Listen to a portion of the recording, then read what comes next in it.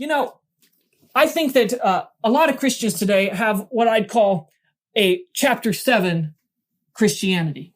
What do I mean by chapter 7?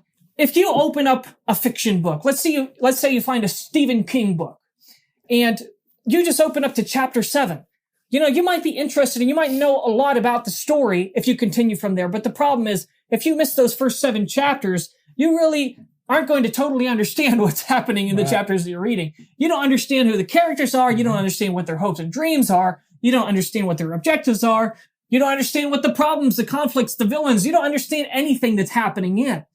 And unfortunately, that's what's happened with a lot of believers today, is that we have a chapter 7 Christianity. We started reading the Bible at chapter 7. Right. And so we read the Gospels and we try to interpret just with what we understand from like a 21st century perspective, not understanding that the Gospels were written to first century Jews who had a whole history behind them. They had hopes and dreams. They had expectations. Right. What was their number one expectation?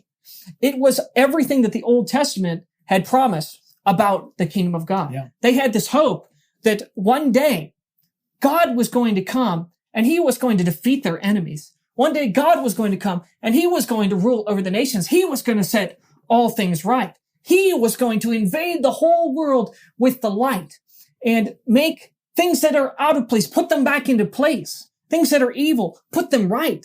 And that is what the Old Testament prophesied, which we're going to get into some. And whenever we read about the kingdom of God, Jesus saying, for example, that the kingdom of heaven is at hand, a first century Jew heard that and they heard God is about to change the world. Yeah. And it ended up looking different than the first century Jew expected. But that is what God has done. Please let us know you're watching. Like our video, leave a comment, subscribe to our channel, and be sure to click the notifications bell. And that way you'll also help others to see our content. And don't forget to check out our website, ShareGodsHope.com, where you can learn all about our missions work worldwide. God bless you as you share God's hope.